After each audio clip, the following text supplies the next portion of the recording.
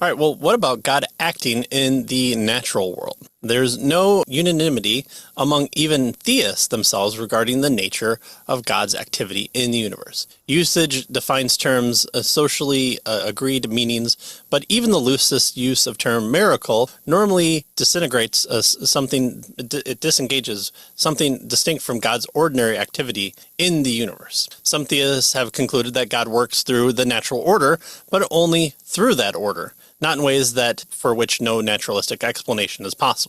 So God only works through nature, right? He only works through the natural order. He can't do anything in and above the natural order. All of these various miracle claims have to be naturalistically explained. That's Right. what he's getting at here. Right. So the parting in the Red Sea is something that is natural, because that wind would come and split the sea in two at just the right time. So when God created the universe, he just spun the universe just a little bit more that would cause that wind to split the Red Sea into two. And so that's where it comes into play. But he definitely didn't have a hand in it, literally. They thus think that miracles outside the norm of nature's regularity that God established would be unlikely, inconsistent with God's normal working. The conclusion is not a necessary corollary of the evidence, however. So, if it sounds too ridiculous, even for, your most skeptical atheist to say, well, that seems a little bit more extreme than just God entering into creation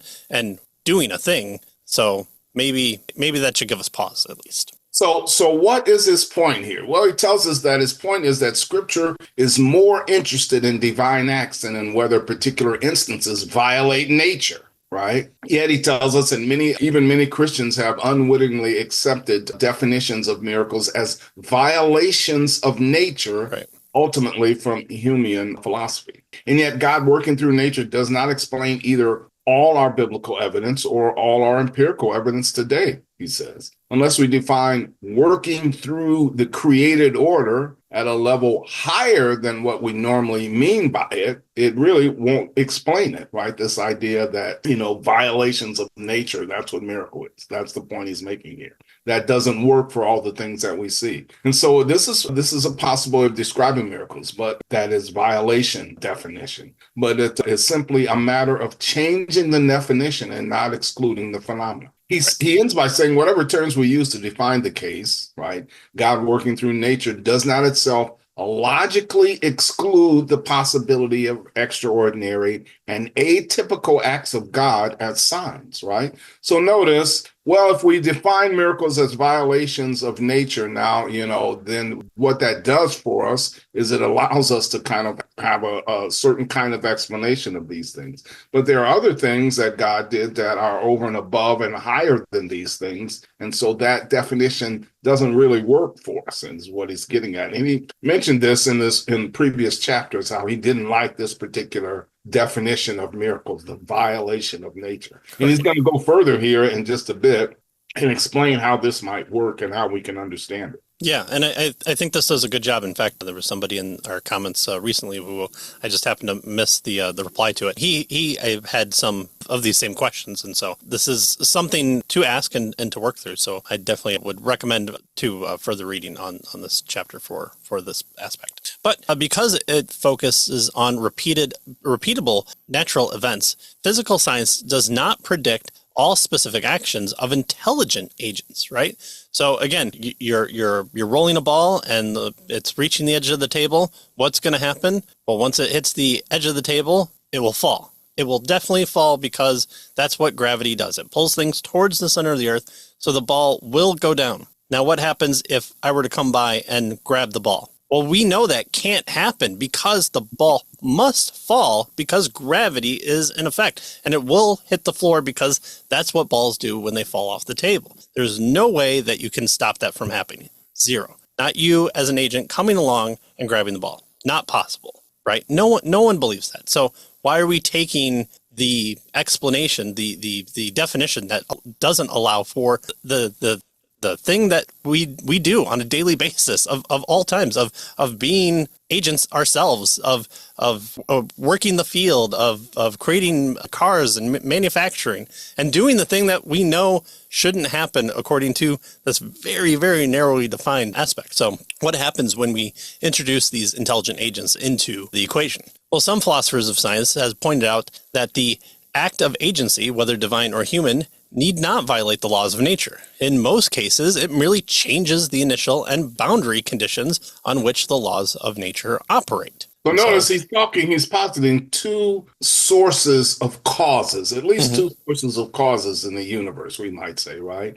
One are natural causes, right? But there are also agency causes that are produced by agents, right?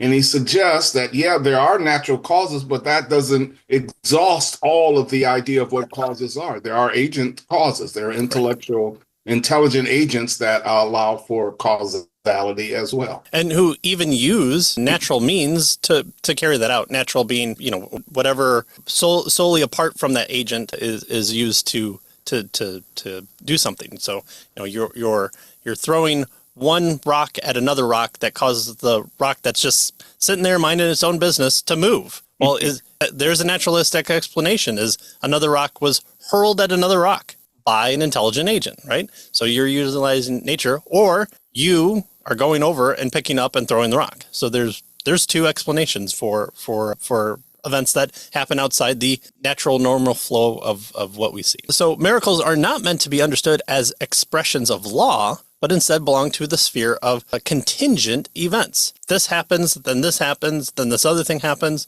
Think of a pool table. All the balls are sitting there minding its own business, and lo and behold, the stick comes into play, and now chaos has erupted and things are traveling everywhere. And we'd say this is a random pattern. Well, until you get down into it and you're measuring your angles and you're utilizing, F equals MA.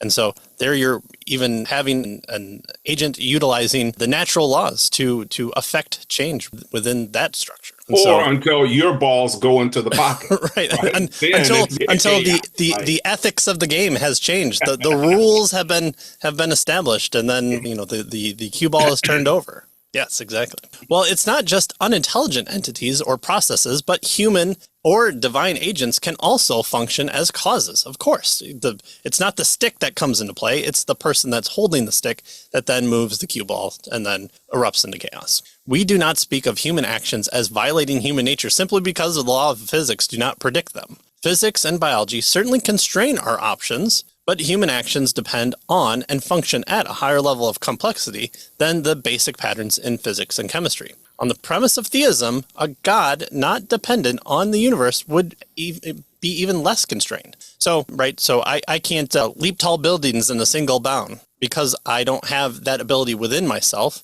but it doesn't stop me from climbing the ladder and putting the kitty out of the tree. Now, God isn't constrained by that, so he could pull the kitty out of the tree by being even above the tree itself. So there's no violation there, just like how there's no violation of me, but I'm constrained by my own natures. But I'm not, by entering into the cat tree dilemma, the cat's just not stuck up there until dead. So I'm an agent acting in conjunction with my nature, and so maybe God acts in conjunction of his nature to his creation as well. Exactly. And so what's he getting at here? Well, he tells us that scientific language is adequate and designed for depicting natural phenomena. But, he says, we employ a different order of language to describe human events and human relationships, right? He says human experience necessitates metaphysical as well as scientific language. The language describes different aspects of existence, right? And not intrinsically contradictory. So we can talk about, these various physical, types of events that we would say scientific language describes. But when we talk about human action, human activity, human causal events, he's suggesting that we use a different kind of language. It's more metaphysical than the scientific language. And just because we do that doesn't mean that these two types of ways of speaking are intrinsically contradictory to one another, right? What caused I like the illustration that, what's the philosopher who's a mathematician from Oxford gives us about the engine? What caused the engine to go? What caused the engine? Well, the car to go. Well, it was the engine and how the engine worked and that sort of thing. Yes, that's true, but it was also, Henry Ford, right? Who put that together. Right. And so there are different kinds of explanations, different kinds of causes that we need to take into account. And so scientific language is not the only way to describe things that happen. He says human history, therefore, is not subject to pure scientific description. The so-called conflict between science and miracles, Ian Ramsey observes, is a pseudo-conflict which only arises when complete adequacy is claimed for the language of science. If science gives us everything we need, then we can't talk about anything else. Well, it doesn't give us everything we need. And so we can talk about things in other ways. And so this religion, science, or miracles and science conflict Ramsey is suggesting is just a false or a pseudo conflict. Right. And so that's where you might need like your Henry Ford, or is it the pistons moving the vehicle up and down? It's the purpose of the scientist, of the historian, to come and assist the scientist in that. So that's where we'll end it for this time. And next time we'll look at the historian and see whether or not people can act in history. And if people can act in history, maybe God can act in history. And if that's possible, and we can draw those parallels to each other, maybe it's possible for Hume's depiction of what miracle is to completely upend itself even more. So that's what we'll look at next time. And so, of course, always go to caveofthecross.com for all the past books that we've done, all the episodes within this partial book that we're doing so far. And, of course, you can check us out on all the other platforms as well. And those are all linked on the main page as well. So thanks for joining us, and we'll see you next time. See you next time.